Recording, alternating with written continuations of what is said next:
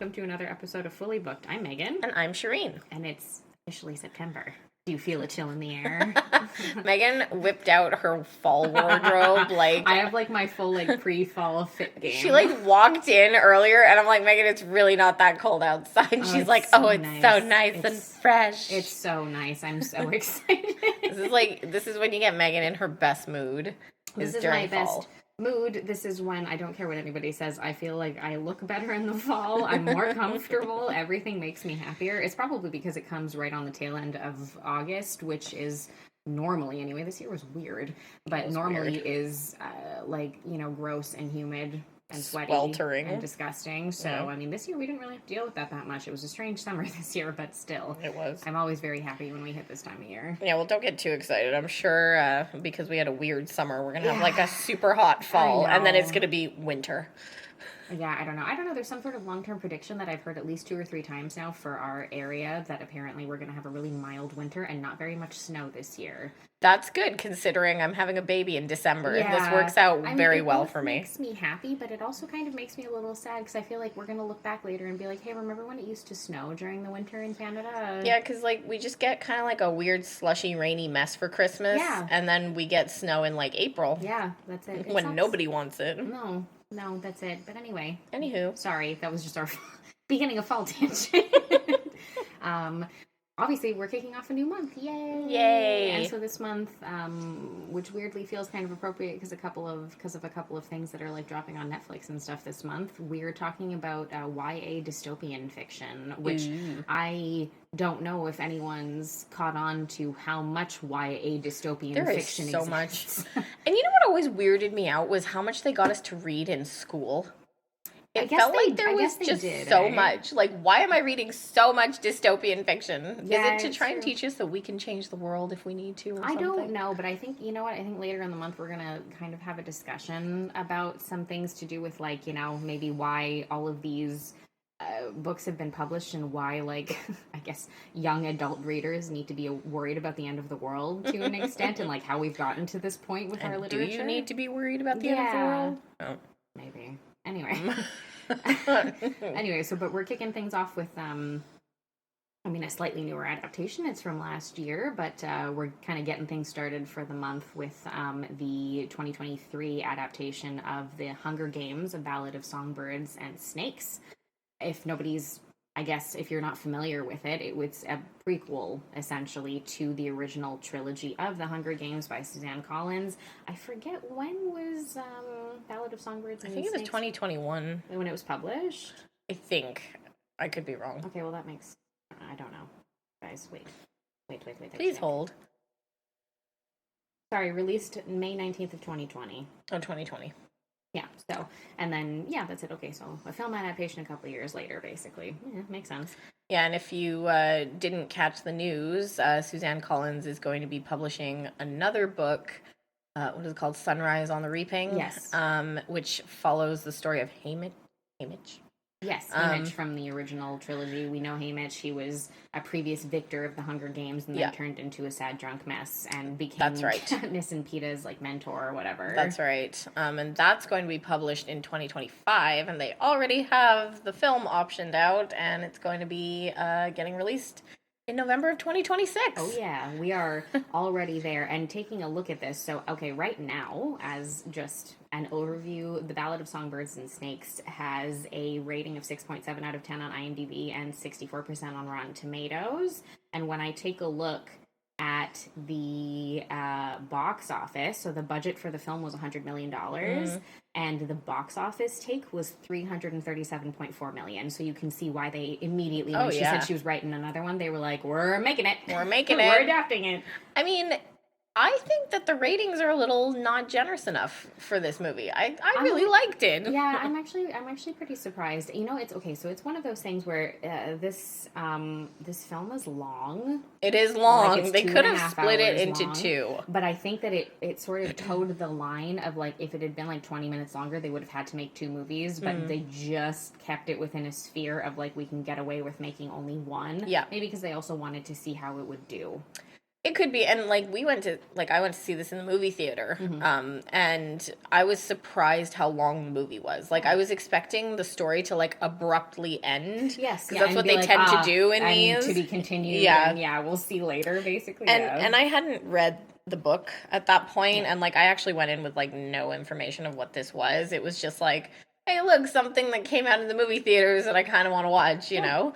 And I wasn't the biggest Hunger Game fan either, but I genuinely enjoyed this movie. Like, I found myself quite enthralled, and I think it was the actors, to be honest. Yeah, I think the performances and, like, overall the writing and stuff, I think they just did a good job of adapting it, which kept it pretty entertaining the whole way through. Like, it rarely, in spite of its runtime, which is quite long, I agree, it rarely lags, I guess. Agree. Like, there may be a couple of things that could have been trimmed down a little bit. I'm sure you could have trimmed, like, 15, 20 minutes off if you'd really gone for it, but, I don't know, I rarely found myself, I did not see it in the theaters, to be fair, which changes the experience a bit, but I didn't find myself, like, shifting around and being like, Jesus Christ, when are we moving on to something else here, guys? No. If anything, I was more just, like, surprised at different points, because we were always hitting points where I was like, oh, and we're gonna end it. Oh, nope, we're still going. And it like divides it, right? It's like part 1, part 2, part 3, and it was like, and it kept going, and I was like, oh, there's another part coming up here. I know. You're surprised to see it anyway. So I mean, I know a lot of people are obviously familiar with the Hunger Games trilogy. You've probably also seen this movie if you're listening to the episode, or you've read the book.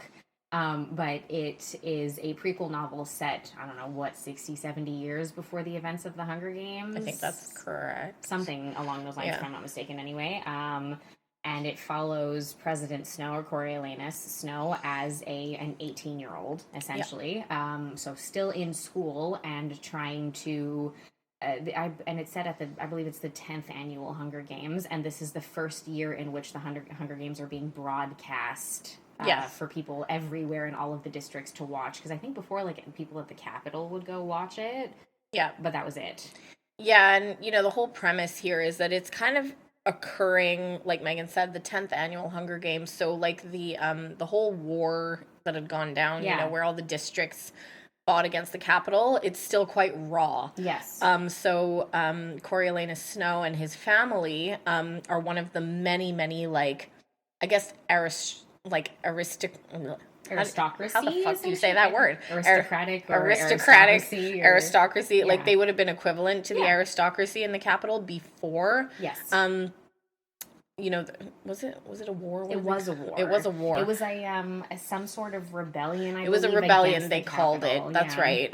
Because all the districts, it's like, capital's kind of like the center of the world, and then all the districts from there, the understanding is that the further out you get from the capital, the poorer the districts are. Yeah, and we kind of, I believe that the Hunger Games sort of gives you a run through of each district in terms of what their good or service is that they provide to the capital. That's right. And based on obviously how much further out they are and the good or service that they provide, those districts become poorer and poorer because the resources that they have are fewer and far between in terms of whatever the natural resources that they provide. You've got lumber and coal and like all kinds of different things depending on where they're located. Exactly. And so because this rebellion war has occurred not that long ago, they're still rebuilding the capital. Like, it is not at the grandeur that you see in the Hunger Games yet. No. And also, a lot of these very wealthy families suffered. So the only thing that's kind of keeping them afloat is their reputations, really. And the Snow family is the perfect example of this. They were probably, the wealthiest family. And then, his father died, his mother died. And so it's just him. His father was a general. A general in the war. And so he lives with his cousin Tigris, who we actually see in the Hunger Games at one there's point. a brief, encounter in which Katniss realizes, oh, you're President Snow's cousin. You guys are related to each other. And Tigris, who you get a really good idea of in this film, is very soft-hearted. She is. Which she continues to be, obviously, because she helps Katniss and the others later on in the series. And does actually turn herself into a tiger-looking person. Yeah, she looks like a cat in the movies, eh? She's like tattooed her whole face to look like a tiger. It's very strange. But strange. In this, she's played by Hunter Schafer in this iteration of it. And she's young. Yeah, she's, well, I think her and Coriolanus are the same age. I think so. Basically. I think she might be like a couple of years older than him. Yeah. Because she's working. Yes. Whereas he's at school still, and he's like top of his class, you know.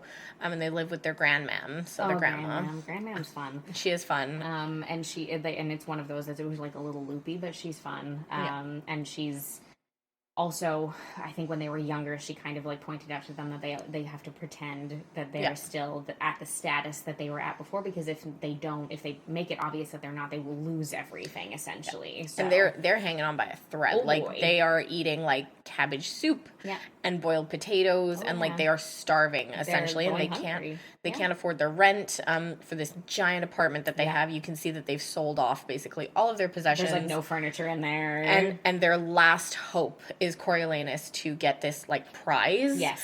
And as he says at the beginning, you know, I've never missed a day of class. I've always been on time, and I have top grades. So everybody's expecting him, and along with his heritage, to basically become, you know, the next president of Panem. Yeah. You know, they keep saying it. And to win the Plinth Prize. The Plinth Prize. Which is a very large bursary, I guess, or something along those lines. And so his goal has always been to do that, essentially to be able to help his family, you know, claw themselves back out of the hole that they're stuck in and have been stuck in for like the past decade, basically. Yep. And he's been working towards it, but of course this year, because it's the 10th games and they're broadcasting it because like viewership and just interest in the Hunger Games is waning, and it makes them money. So of course the Capitol wants to continue to profit off of that. They decide that not only are we broadcasting it, but also we're having a mentorship. So all of the tributes from each district will each have a mentor who's a student at the Capitol who's waiting to graduate, and whichever student mentors, quote unquote, their tribute well enough that the tribute wins the Hunger Games, that person will in turn win the Plinth Prize. Yeah, exactly. So everybody's pissed. Because all these people have just been getting good grades this whole time, and now they're like, oh, and it doesn't even matter. It doesn't even matter, but also Coriolanus is the one who needs it the most, because the rest of the families, to an extent, have recovered some of their wealth. Yeah, I think at least a portion of it anyway, but it does make me laugh that you have like a bunch of like the type A's that are in there that are pissed. Like that, I can't remember the character's name there. She's really mean. She dies before the games kick off. It's like, her name kind of sounds like Arachnid. Yeah, it's something, I forget what her name is, but she, I thought she was fucking Lexi from Euphoria at first when I saw her. She looks like Maud Apatow. I know, I thought that too. When I was watching it again last night, I was like, Maud Apatow is in this? And I'm like, oh wait, no, she isn't. No, I know, it's weird. Anyway. Anyway, so of course, like, you know, she's there and she's like, what? Like, why the fuck have I been getting good grades this whole time? And you can tell that they're all mad. But the whole thing is, because the whole thing was created, like the Hunger Games and stuff were created by Coriolanus' father, the Crassus, and the dean of the school, Casca Highbottom, who's played by Peter Dinklage, who is, I don't know, like a pretty sturdy definition of somebody who like regrets their life choices. Oh man, so much. And you can tell. And he even says it at the end, you know, that he came up with the idea of the Hunger Games because he was drunk and it was a school assignment. But Coriolanus' dad actually thought it was a good idea, and he ran with it, and they wrote a report to get good grades, but he said that he wanted, Dean Highbottom, he said he wanted to destroy the proposal, but it was too late. It was too late, and then the Capitol had caught on to it and was like, oh shit, this is actually a really good idea. Yeah. And so then it was implemented, and of course, ever since then, he's sort of been semi-responsible for the deaths of dozens of children. But he's been trying to get it like disbanded, basically. He's been like actively trying to make the Hunger Games crap so that nobody wants to watch them anymore, basically. Yeah. And then everyone else is fighting against that. Obviously, all the members of the Capitol and what's her name there, Volumnia Gale, the doctor played by Viola Davis. She does such a good job in this. Whoa, she's like a full mad scientist. Yeah, I'm sure she's great, and she is in the book as well. And she is a woman in the book. I was curious if it was going to be like, you know, a man or whatnot. Yeah. But no, she is a woman, and she is like a mad scientist, like very cruel. She's very cold and very like cold in like the quirkiest kind of way you could come up with, I guess. Oh yeah, like Viola Davis really brings the character to life in a way that, like, you know, she's bad enough in the book, but like in the movie, Viola Davis does a really good job. Great. Oh, she's great. I'm not even surprised. Yeah. Yeah, actually, I will say I mean, granted, like I guess in the original films, that was also the case. I rewatched them like a while ago, but in this one, I really liked all of the adult actors. Like not just like the kids were all really good, but I found that like the supporting cast of the older characters were also really good. Like like Peter Dinklage, Viola Davis, like all of those characters. The grandmother, like a British actress, I think. Yeah, really good. Tigris and Lucky Flickerman. Oh my God, Lucky's great. He's so good. I feel like Jason Schwartzman must have watched Stanley Tucci like over and over and over again to get the same cadence and way of acting. So good. He's and so like funny. And he's so funny. Yes. Like all of his lines are so funny in this movie. Funny. Like it was unexpected. Dry. Yes. Yeah. Extremely dry humor, and I think he just really added to the movie. Yeah. Yeah, no, it did. It added a fun little kind of like reprieve of from a lot of the seriousness. Because it's quite serious. Well, because especially since this is a much earlier iteration, this version of the Hunger Games is a lot grittier. Yeah. It's less high tech, obviously, than what you see in the original films and the original stories. So, which was smart, like that was good, because sometimes I find like when prequels come out years after an original film, they do a terrible job of scaling back the technology that would be available, and you're watching it and you're like, why do they have more available than they do later? That doesn't make any sense. Yeah. So everyone's assigned a tribute, and obviously Coriolanus winds up with the female tribute from District 12, Lucy Greybeard. Which, like, you get the idea that typically nobody wants to end up with the tributes from District 12, because 12 is the poorest. I think anyone past, like, 8, they're all like, ew. Yeah, they're like, no, I don't want them, because... and they say this in the original Hunger Games movies, like, in the Capitol, in Districts 1, 2, like, whatever, all the way up to 8... Mm-hmm. They're basically bred to be in the Hunger Games. Kind of, yes. I would say probably essentially, like, especially, like, the top 5 districts, probably, like, I would assume. Anyway. Yeah, so and by the time they're at 12, it's like they have no money, they have no training. Yeah, there was no training to be done in the first place. That's anybody past that point, like, they're not gonna do very well. And you can see the progression of that, which with each of the tributes that are selected. Yeah. Like, I forget if they're from... 9 or 10 or something, but there's like this poor girl who has tuberculosis. Oh my God, Dill. Yeah. I think she's from 10. No, she's not from 10. I think she's from 11. Okay, because Reaper is from the same one, and he's like the favorite to win, which is like unheard of. Yeah, because he's very hardened. Yeah. So I think that people assume that he will be ruthless, but really he doesn't really care. He really just wants to protect her. Yeah. And, like, try and wait it out as long as possible. Yeah, that's it. And kill anyone who comes near her. That's literally because she's like a little sister for him, I think. Yeah. So he just treats it as such.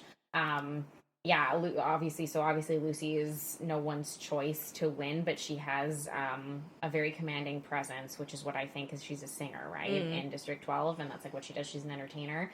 And so she has a lot of showmanship, which I think that, of course, if you're watching something like this as people in the Capitol, that's interesting. And it's an underdog thing, too, because she's coming from the poorest district out there. So. And on top of that, she's not even from that district. She says she's Covey.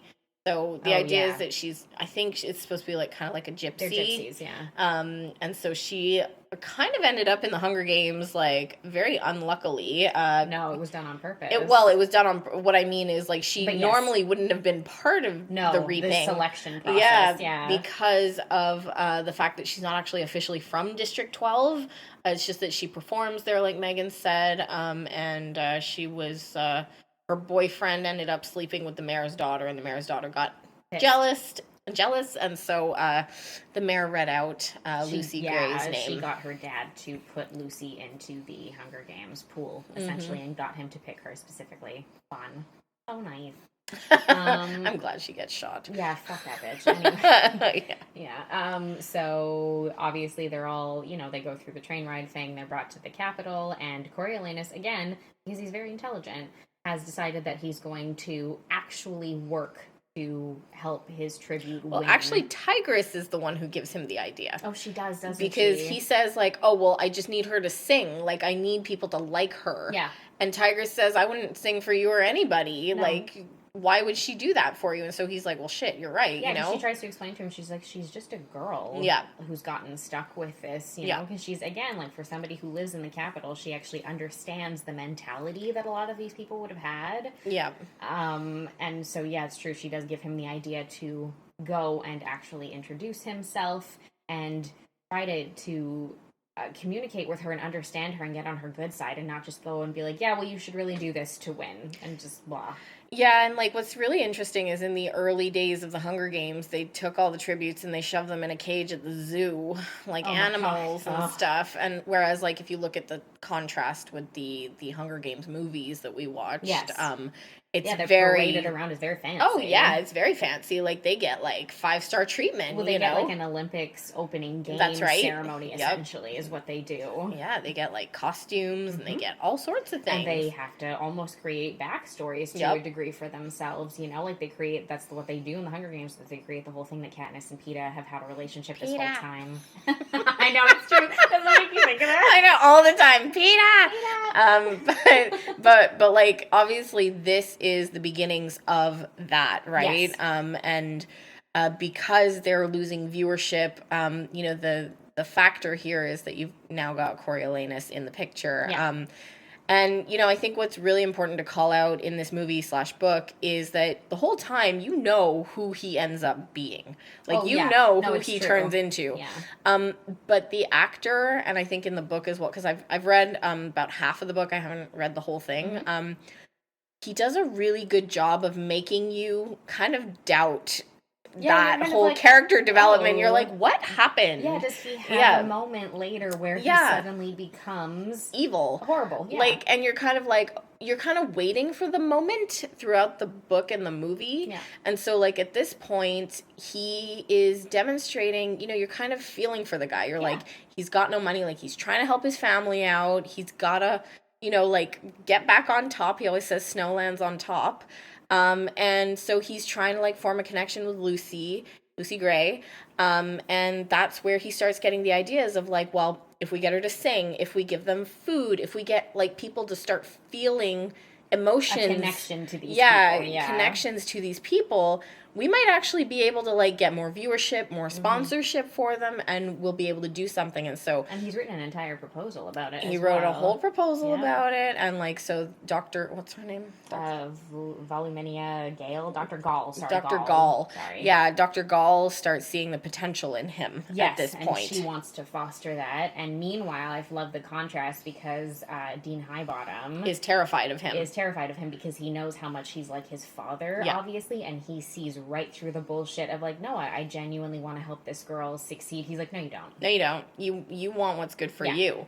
And the whole time he wants the downfall of the Snow family. He wants them to be gone, done completely. Yes, because he thoroughly thinks that they're all evil. Yeah. And he blames them for the Hunger Games existing. Yes. Yeah. Exactly. It's part of his own self-loathing process. It is. Feeling as well. It really is. Yeah, so he does start to that, you know, it's really it's interesting because that's that they're obviously preparing them for the Hunger Games and all that kind of stuff, and he's like, you know, trying to help her to a degree find a way to possibly win. And of course his main strategy is like, here are the different places in the arena that you can hide until most of the people have killed each other. I mean, you know, she's not killer, right? No, she's not. And she says it as well. She's like, what am I supposed to do with that? I'm not going to run around murdering everyone. Yeah. And you can tell right away it's not really in her nature to do that. You know, some of the other ones are hardcore. Are going to do that, obviously. They're going to immediately do that. Well, I always love the way that in these games you always wind up with like the alpha types who form, like in this one they call them the pack, you know, where it's like there's a group of them who have formed this sort of relationship or understanding to gang up on some of the weaker members and kill them. But I always find that so funny because I'm like, Yeah, but you all must know and be thinking that later, like, eventually we're going to get to the point where there's no one left, and then we all have to kill each other. Well, I always think that as well. Like, even in the original Hunger Games and then this one, there's always some sort of, like, group that's formed, and there's always, like, a clear leader of the group. Yes. Because I think this is just, like, social human behavior. But the whole time, you're like, like, this leader of the group, unless you kill them first, they're going to be the last person standing here, and they're just going to use y'all, like, to, like, fight against each other, Exactly. And that's essentially what starts happening. And so obviously, there's kind of, you can see the connection forming between Coriolanus and Lucy Gray. Which is also, I think, where, to an extent, like, I find that the actors do a really good job, because again, with the way that they're portraying the characters, you're kind of like, oh, is there, like, an actual connection forming between these two people? Like, it seems like there is. And, like, in the book, the first moment where he realizes that he has this connection with her is just after the whole incident with the tank of snakes happens. Where the Dr. Gall realizes that Coriolanus wrote this proposal all by himself. Yeah, his one of the other students is taking credit for it. Yeah, she's trying to take credit for it, and so she dumps the proposal in a tank of snakes, and the other girl, like, sticks her hand in and obviously gets bitten. Mm-hmm. At this point in the movie, they kind of exit her, but in the book, they keep her around, and you see, like, the side effects of, like, the bite. The poison. Yeah. Okay. And so after that incident, he's, like, quite upset, and the only person who he wants to talk to is Lucy Gray. Yeah.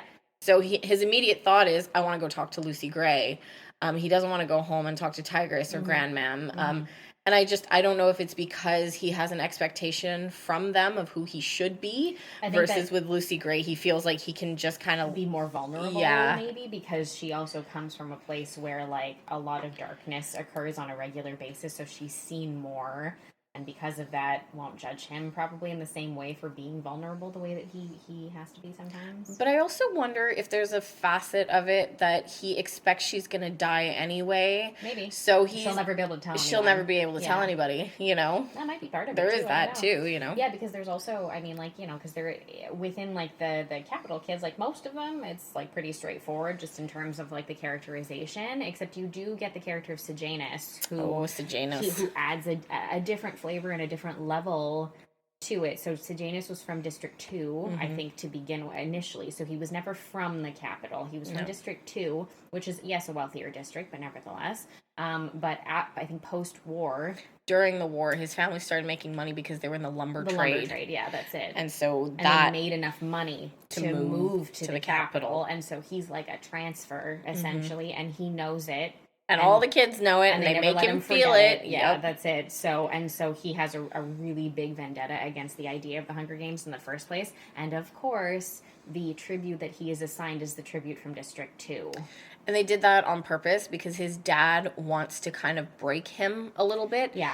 So his dad paid the whole situation off to get him the tribute from 2, and they were classmates. Yes. So they know each other. Yeah, and so he says when this happens, he's like, no, he's done it on purpose, so now he knows I can never go back to 2. Yeah. Yep. And, like, Sejanus is very sympathetic to, like, the rebellion. Yes. He is very vocal about his hatred of the Hunger Games. Like, and he's also a good friend.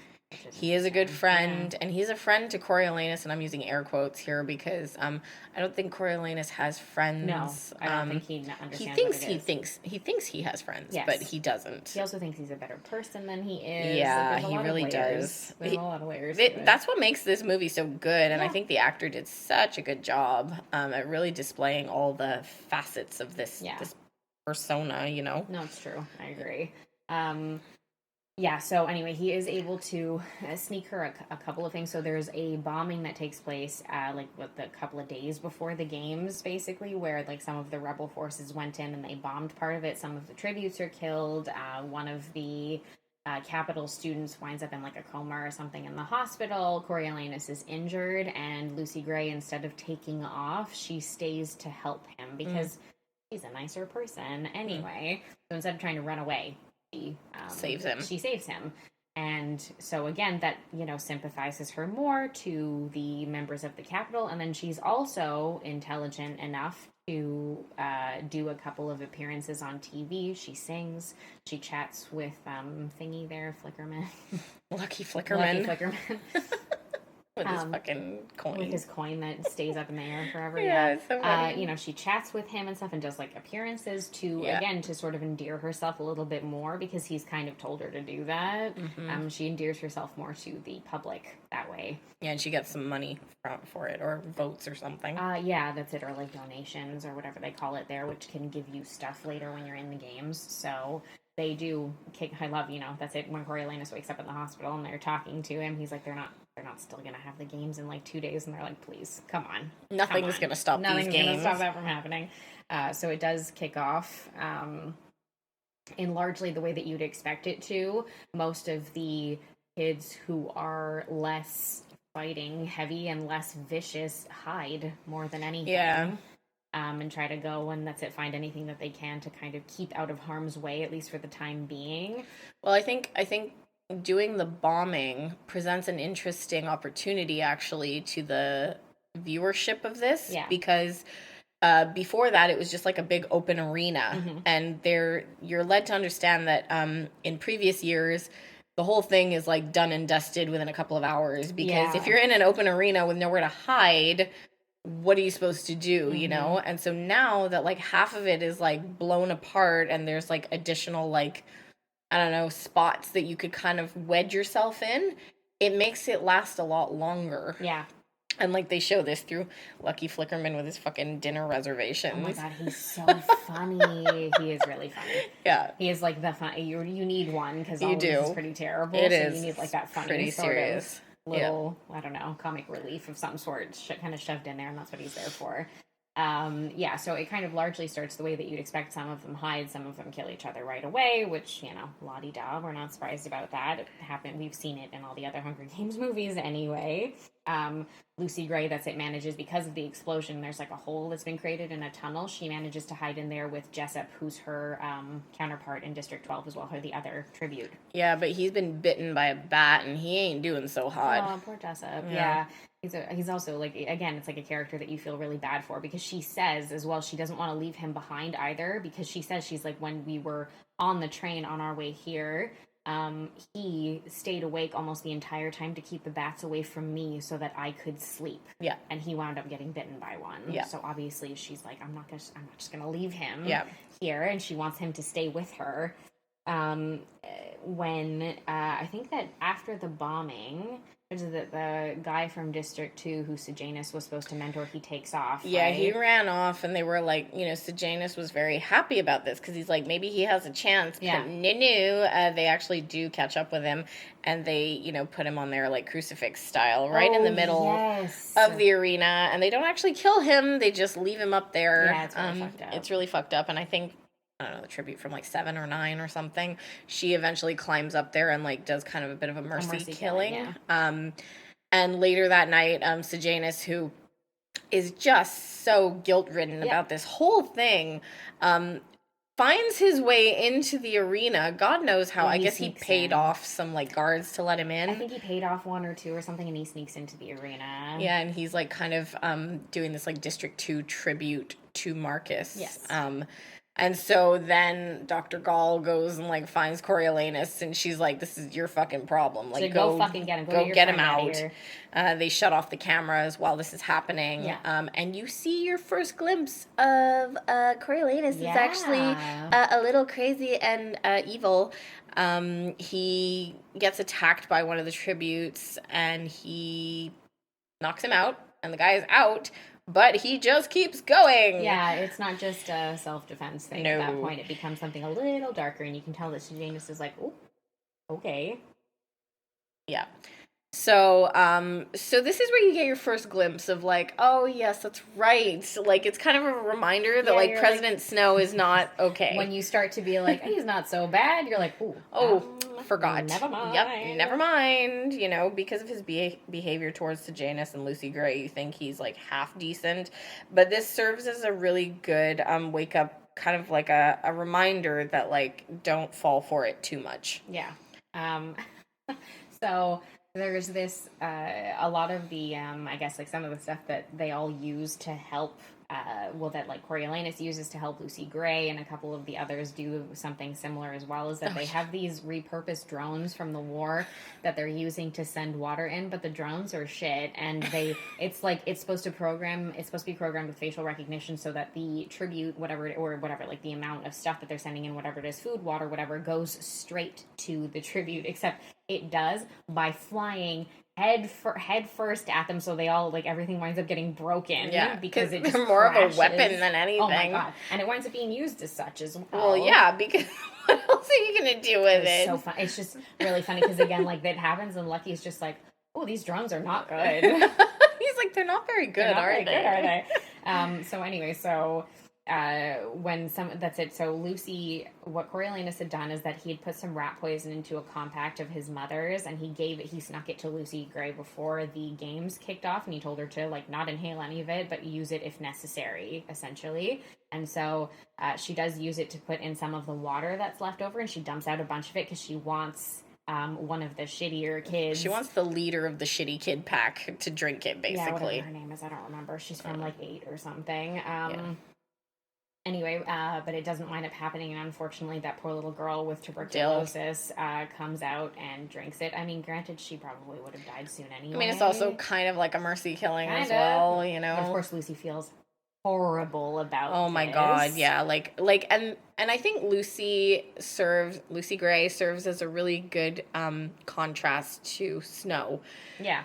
Because she is, like, good and pure and, like, killing Dill, even though she did not mean to kill her, it eats away at her. Whereas for him, he's like, oh, it's like a means to an end. Yeah. Like, everything is a means to an end for this guy, you know? Exactly. That's it. Everything serves another purpose. And you get, like, you know, obviously before the end of the film, you get a very clear picture of that, too. So, anyway, so, of course, that happens. There's final confrontations that take place. Meanwhile, this isn't happening quickly enough for Gall, so she takes don't forget, the kid who was in a coma. Yeah, he dies. He dies, and he's the mayor's son. Oh, right, yes. So, of course, she's like, you all need to pay for this, even though none of these kids did it. It was another group of rebels who had done this. But it's a reminder, right? Yeah. Like, it's a really cleverly placed reminder, because while all this is going on, like, Dill has just died. Yeah. Reaper gets really upset that Dill has died, so he pulls down the flag. Yes. And he starts covering the bodies with it, and he's just really upset. Yes. And so we're at a point here where we're risking that the viewers might start questioning the Hunger Games. How cruel are we really being to these kids? Like, is it really, like, necessary? Yeah. But at this exact moment, she, like, busts in with, like, breaking news, and it's like, oh yeah, so the mayor's kid died. Don't forget, like, this is who we're dealing with. This is why we have the Hunger Games.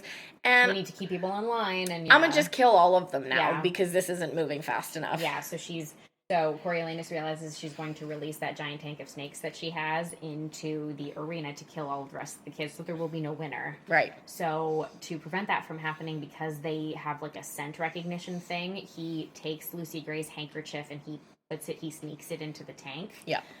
Before they're released. So the snakes are all released into the arena, and they do kill all the other kids.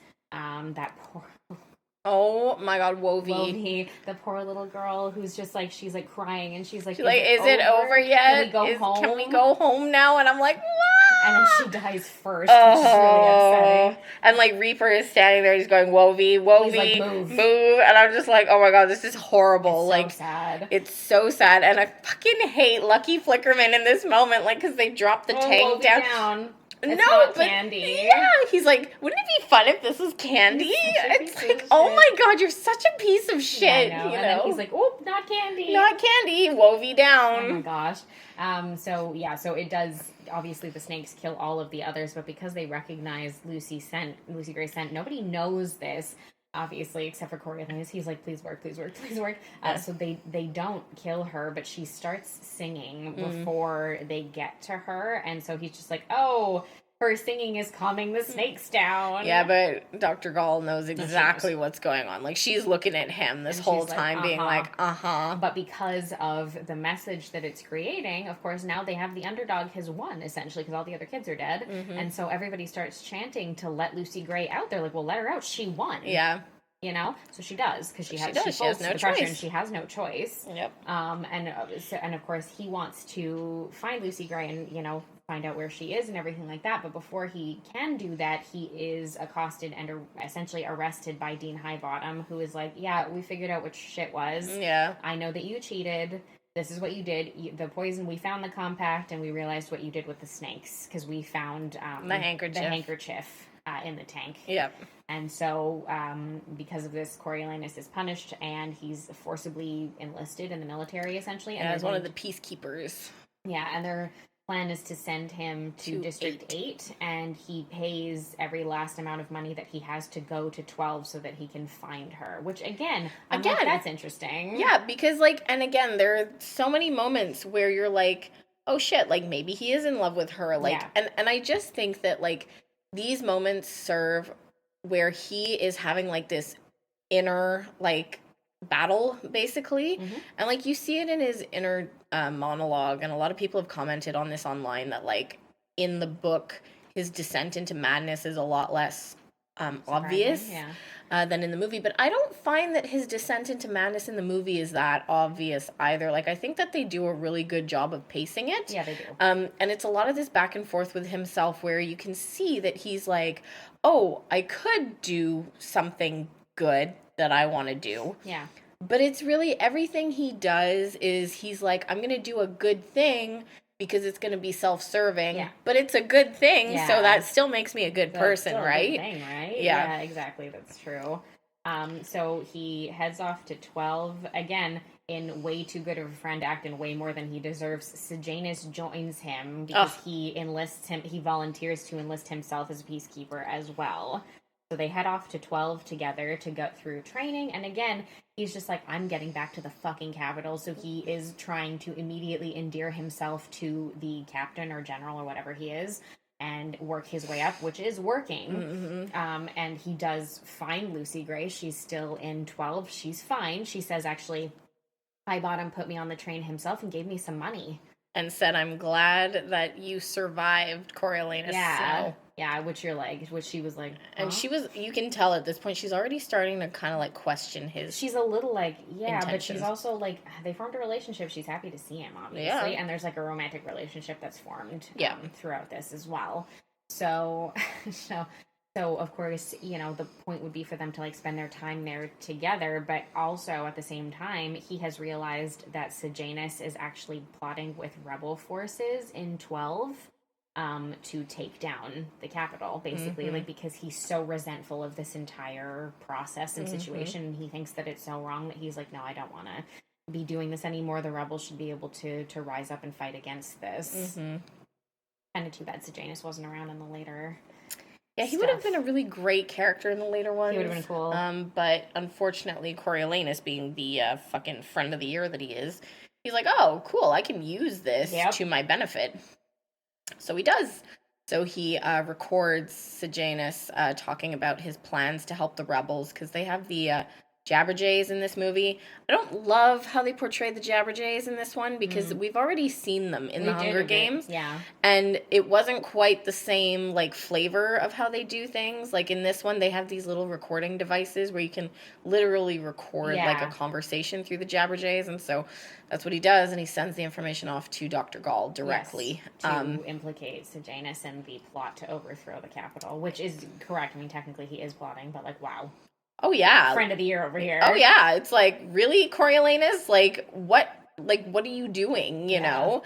And at one point, you know, he has this exchange with Lucy Gray where, you know, he says to her, like, hopefully you'll come with me to the capital. And she's like, no, I can't go there. Like, what?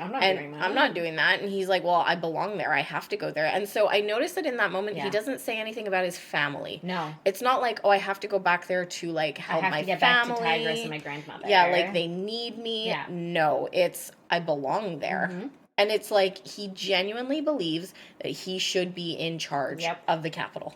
Yep. Wow, yeah. So, anyway, they wind up having to take off because there's a confrontation between Coriolanus and Lucy Gray's ex-boyfriend there, Billy, and the mayor's daughter there, who's a bitch. Who Coriolanus shoots and kills, and then just doesn't really care about it. No, not at all. And Lucy's like flabbergasted by this whole yeah. thing. So they take off together into the woods outside of the district. Like they go beyond the borders and everything while they're being hunted by the peacekeepers.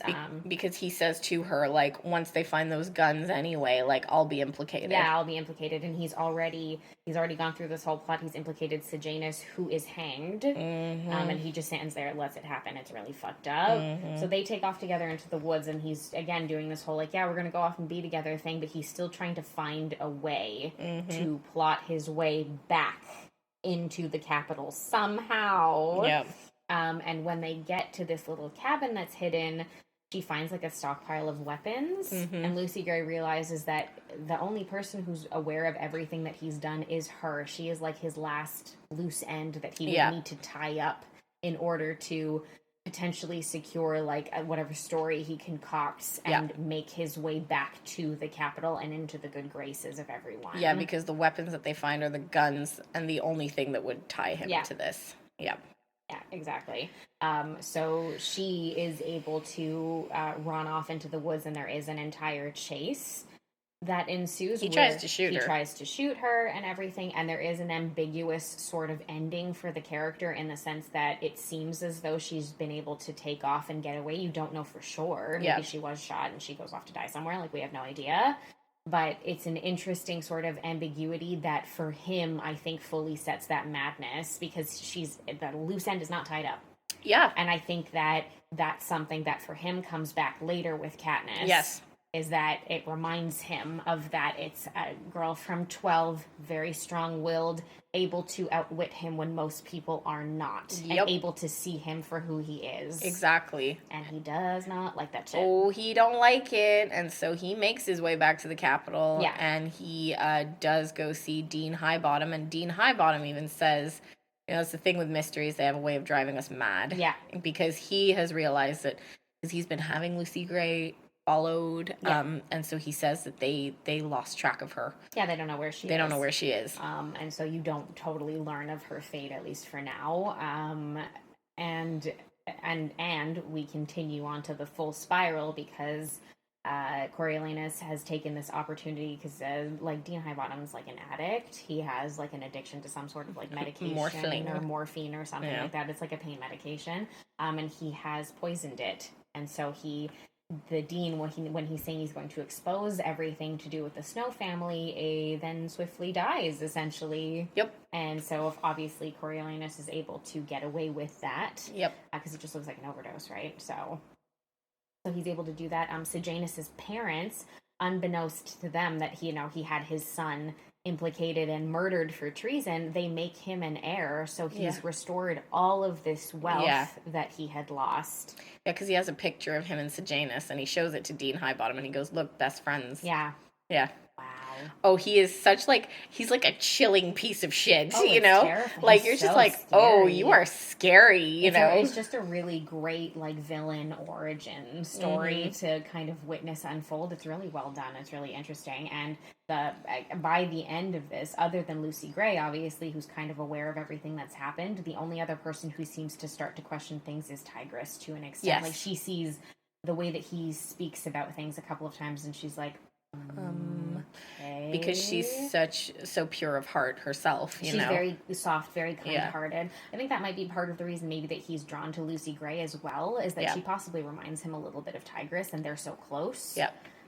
So I could see that being like a potential reason that their relationship forms. But yeah, so, he's able to, for the time being anyway, end his little villain arc, his villain origin story kind of on top. And it's one of those where you're like, because we've seen the original films, we know the original story, like, we know this, but you're so like, oh my god, at the end of this, you're like, seriously? Well, like, because the whole time I was watching it, the first time, I was expecting there to be, like, something that happened. That set him off. And I thought it was going to be Lucy Gray, like, maybe she betrayed him, or she ended up, like, he fell in love with her and she didn't reciprocate. Like, that's what I was expecting was going to happen. And I think that's why I enjoyed it so much, because I was like, damn, this character's good. And, like, he is, like his younger self. So we've seen, the later version of him. And we know that he's evil, but he's, like, almost stereotypically evil. Like, you're kind of like, yeah, like, he's a bad guy, but you're kind of in your head, you're like, it's because, you know, he truly believes in the Hunger Games. He truly believes, like, in, like, fighting the rebellion and whatnot. And, like, he wants his creature comforts, and he likes to be president, and he likes to be in charge.